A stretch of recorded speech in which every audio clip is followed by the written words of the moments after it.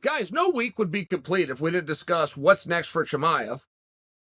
And no conversation on what next for Chimaev can take place without instantly coming in and answering your own question by saying, I don't know. Right? Like, we have no clues.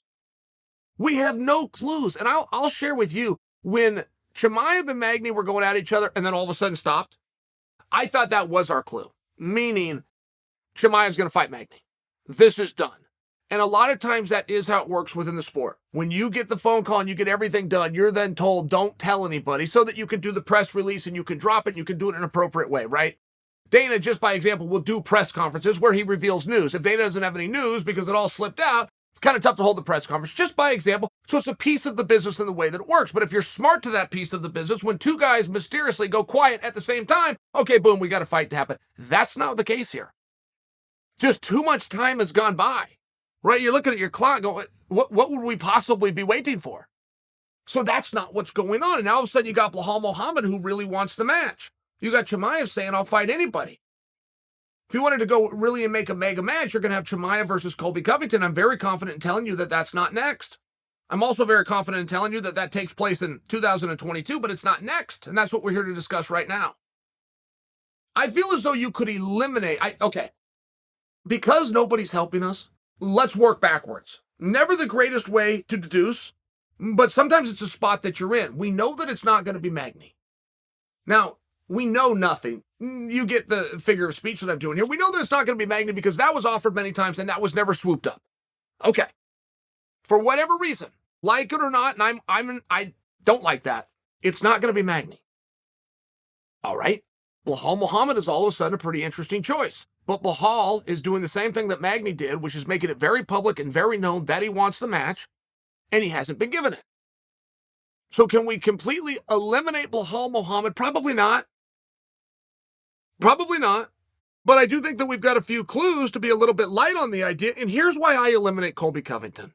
And my entire point of talking to you today is to get to this third and final point, which is the elimination of Colby Covington. When it comes to Chimaev, we have a clue. Dana White said he is 4 fights away from us discussing him being in a title fight. He's young. He's doing well. Kamaru Usman is the greatest pound-for-pound fighter in the world. I'm not doing that to him. Okay. The end. Dana said no more, but we've really got a good blueprint now. We've really got a good idea, and that's where I feel you eliminate Colby Covington. I do not think, and you guys will back me up on this, there is nobody at 170 pounds that can beat Colby Covington right now and not automatically become the number one contender.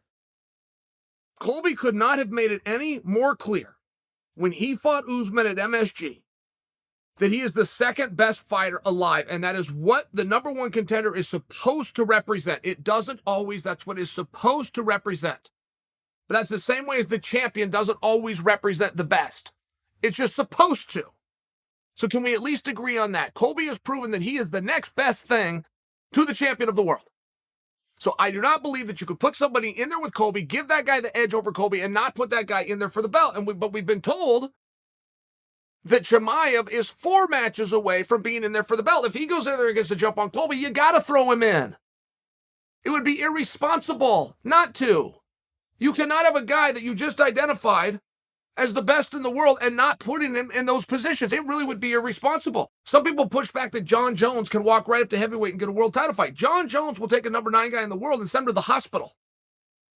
You cannot let Jon Jones float around a division. You cannot just throw him in there and let's see what happens. You're being irresponsible. Jon Jones will send the best fighter in the world, the true number 1. He'll send him to the emergency room. So there's a responsibility in the way that you do these matches. And if Chimaev was to get the edge on Colby and show everybody that he is, right, he's the guy. But you don't make him the guy. You let him float around your division. You put him with a number 6. You put him with a number 9. You put him with a number 4. Do you see the problem that it ensues? So that's where I feel that we can eliminate Colby Covington. I want to eliminate Gilbert Burns on a personal level. I do not think that Gilbert Burns, for all of his willingness and all of his hard work, should only be paid back by having to be willing to go and do more hard work. I just don't like it conceptually.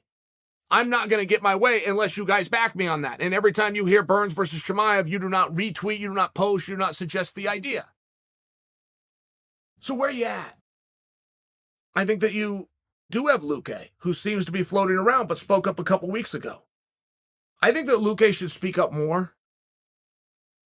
I don't know where Luque fits in the world. Like, if we had an actual tournament, an actual competitive architecture, and we put it in place, Luque's going to be right up there. I don't know where he's at. I don't think he's lower than 4. And he might be the best guy. I mean, Luque's really, really good, but he doesn't speak up all that much. He kind of goes along to get along. And when he does have something to say, I personally find it very interesting. I thought the way that Luque went after Chimaev a couple of weeks ago, I thought that it was compelling. He told Chimaev, you're saying a lot of names. You've never said mine. Just say it and I'll be there. I mean, that was interesting to me. I like that kind of stuff. Two guys are going to fight. There's certain things I have to have as a fan. I have to know you both want to be here. I have to that you both have prepared for it. You both have sacrificed, but more than anything, you both believe that you can beat the other one. Neither one thinks they're a lamb going into slaughter. That I'm just here because for the show can go on. I'm here to beat him. I have the skills to do it. I want the recognition. Boom, you've won me over. You've won me. I need that kind of stuff. Chimaev believes it. Luque, I now know, believes it. But for some reason, that match is also not coming together, at least not quickly. So you're left back just wondering, what is the plan? What is the idea?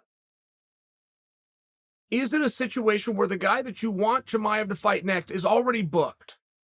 He's booked, he's coming up, he'll be here in the next 2-3 weeks. We'll get through that, see how it all goes, and we'll get them together.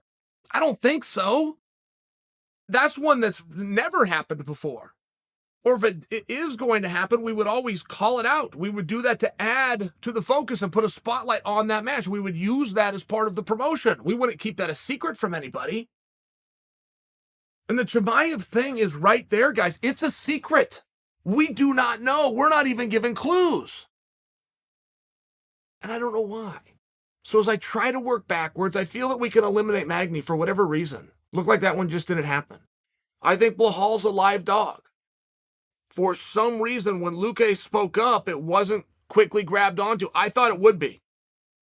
I mean, Luque was one accident away from being the headliner at MSG and potentially for a world championship, right? Luque's in a very beautiful spot. I think Colby's out of the conversation. If Chimaev has to do 4 matches before, I just don't think anybody can beat Colby right now and not be viewed by everybody as the number 1 contender. So who's left, guys? What am I missing? And once you identify and tell me who is left, if they haven't spoken up, they're not part of it to start with. I don't see a scenario within the sport. I mean, we're talking about history and we're talking about timelines. You tell me one. You tell me a timeline where somebody got a fight, a big fight, who never asked for it. You always start with the guy, right? It's a job interview. You start with who shows up and raises their hand. And then you start to bounce them off each other and it gets competitive and everybody gets eliminated except one, and all of a sudden it's his position. So we got Magny speaking up, we got Blahal speaking up, we got Luque speaking up. It's Jeff Neal. Maybe you got to throw him in there. He said something along the way. Maybe there's a 5th one and I forgot his name right now. Either way, my point is the same. This is your pool. What are we waiting for? There's an answer. There's something here that we're missing. I got to know everything. I get very curious. I have to know everything. I have to know everybody's business at all times. Can you guys relate to that? I'm missing something. I don't want to miss it. Is it obvious? Should I see it? Do you guys see it?